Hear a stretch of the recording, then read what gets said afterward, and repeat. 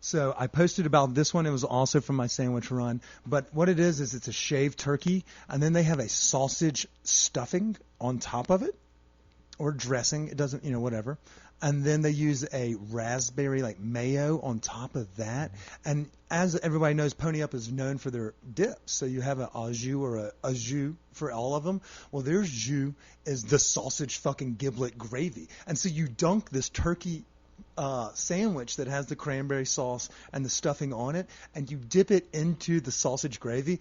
It is immaculate. I eat it once a week for the 8 weeks that it's available in Denver. It's so fucking so good. Dude. And then, of course, the bread. Yeah, I jerk my gurk to that shit. It's so, bread. And they do it so well that I'm so excited about this one. This is my thumb. This is my thumb for me. I love it. It's my go-to. So I didn't mean to set the bar high, but if you have a khaki or a gray one, this would be a great time for you to throw it out there. Right. Yeah. I don't know if this falls in the category, but I was just thinking of it just because, it starts to get dark a little earlier now this time.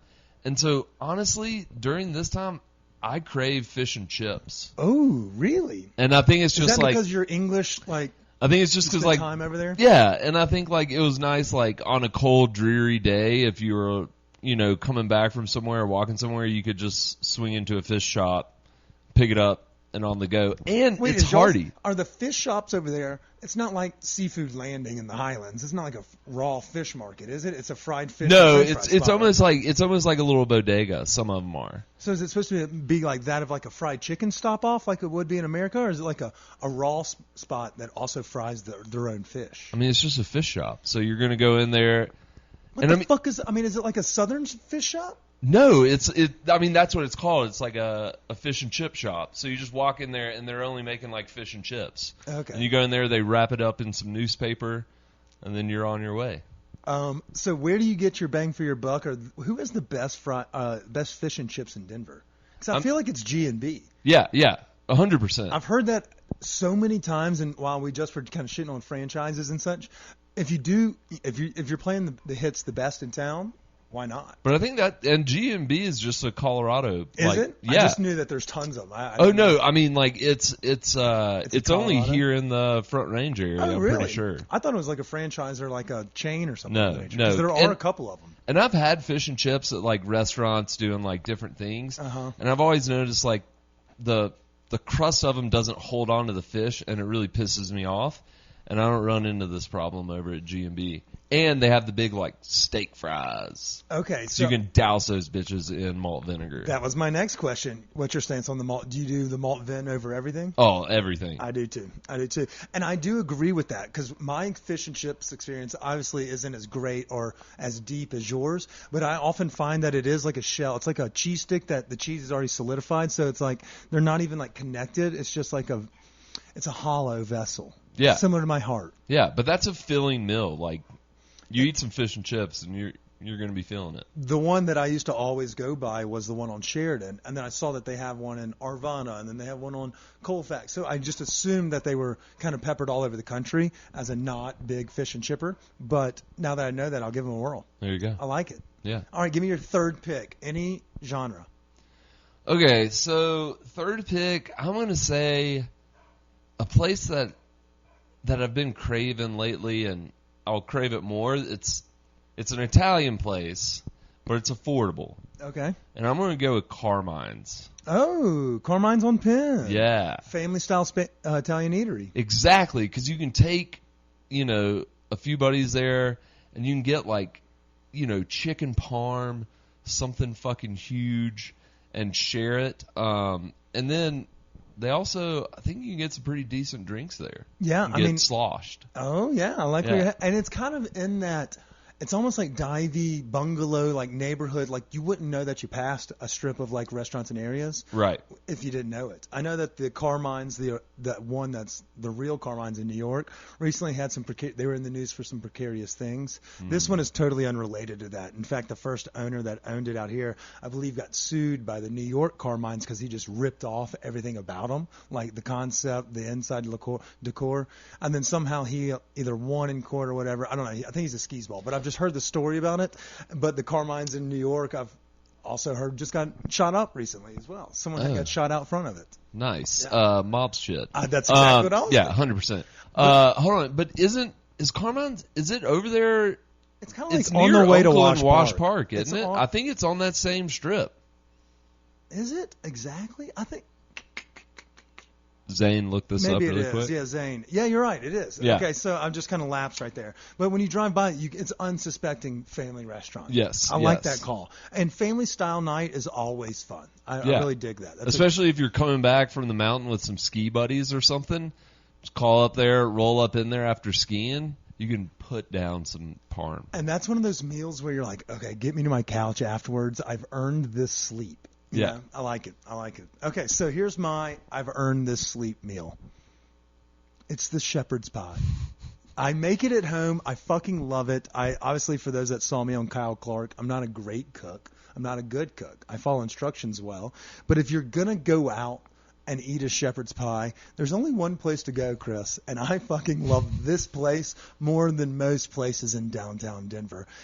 It's the Celtic. It's the off-track bar or Irish pub / off-track bookies. So you can go down in the basement, watch the horses race, as well as order a nice bowl of lamb stew with piped mashed potatoes on top. And I feel like they're not only mashed potatoes are very nice and like garlicky and such, but the piping is really pretty. But they do like lamb chunks instead of like a ground beef with peas and carrots. They have some chunk in there too. Whoo boy, I love a fucking shep pie. I just love it, Chris. That is my we've made it to winter and fall. That's it for me. Oh, I know. You've gotten We've better lived though. together for 3 years. You've made quite a few chef's pies, and each time you get a little bit better. Well, my theory originally was I'm going to go like the lazy, easy route. Shout out to our boy Drew, who taught me like the basics of like how to do this like casually. And then I've slowly churched it up. So like I went from like shitty ground beef to like ground lamb. And then I went to cubed steak, and now I'm at cubed lamb. I'm using fresh ingredients here and there. And then, it's just I fucking love it. I love shepherd's pie. And if I'm going to get it, I go to the Celtic. It's a fun little bar. It's right there on Market Street and 14th for those that don't know. And if you want to put a bet on, something, there's a nice little person at a kiosk down there that'll tell you to hurry the fuck up because there's people behind you. Oh man, talking about that makes me think of like steak and ale pies and all those kind of pies, like just bland British food, but so delicious. Well, I have another one later that I can tease, but if it gets stolen, I have an honorable mention I can replace in there. But here's my fourth, Chris, because I have 2 left and you have 2 left. My fourth one is going to be the Pozzole. Did I say that right? I think Pozzole from a new restaurant that just opened this summer. It's called La Diabla. It's right there at 26th and Larimer. So before you get, or 24th and Larimer, it's before you get to the Broadway that kind of really puts you into Rhino. You're still kind of in that divey bar side of town where, sadly enough, people are continuously getting shot in the fucking face down there. But at the same time, it's safe to go eat. Just don't be out there at 3 a.m. They have a late night carnitas window where they're just shaving meat off and throwing tacos down for you to grab from a taco window. But they have a gnarly inside. Great mezcal menu as well. And a back patio. So if the weather's crisp, get your pozole.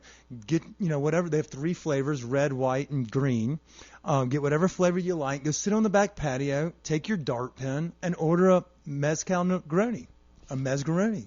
I can make a pretty good green pozole. You Pozole can? verde. Yeah? Yeah. Well, I'll tell you what, these people fucking are slaying Oh, I'm it. sure there's 100% better. It's flying under the radar because they opened as a pozole thing in summer, but now is the season it's going to be prime. And so if you're listening to this and you're like, where the fuck is it?